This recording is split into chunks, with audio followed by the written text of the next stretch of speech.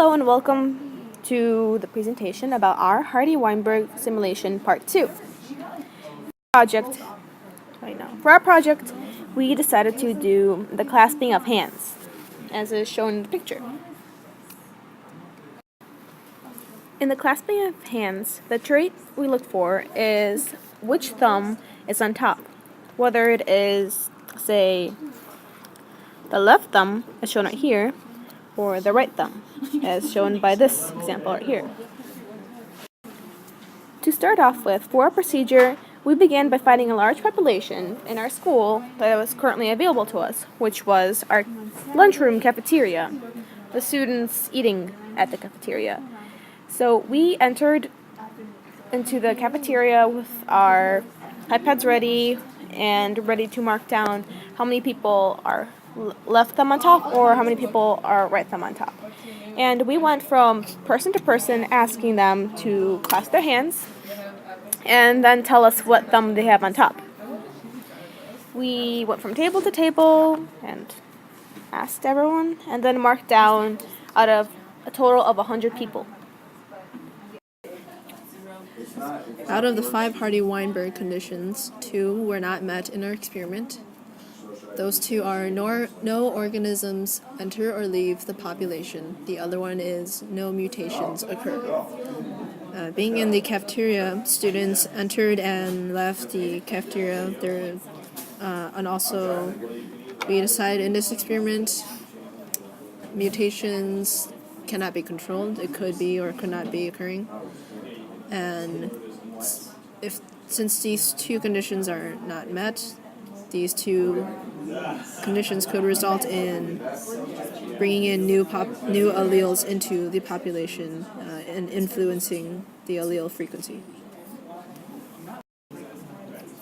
The bar graph of our results show that out of the 100 people that we sampled, 75 had their left thumb on top of their hand, while the 25 had their right hand on top of their clasping hands.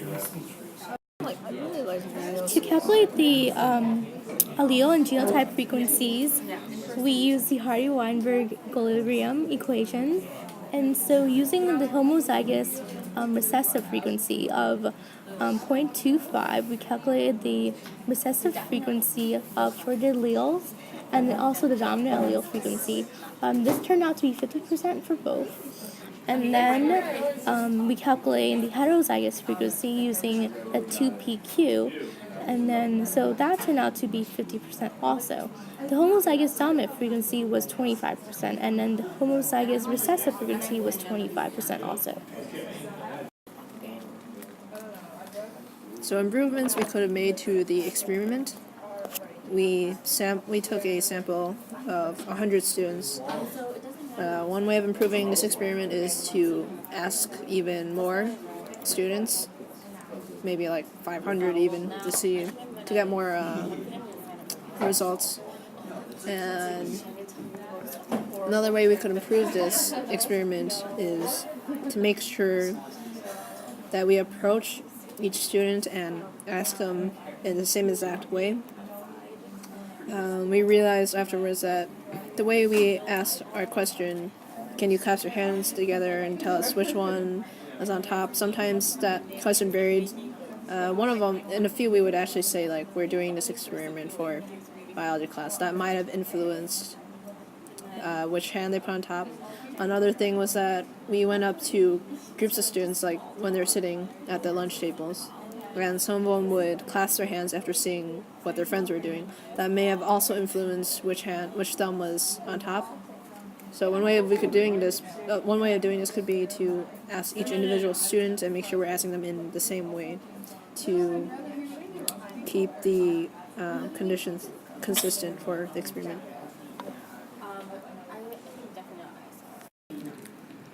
Thank you for watching our presentation and have a good day. That's what I'm saying.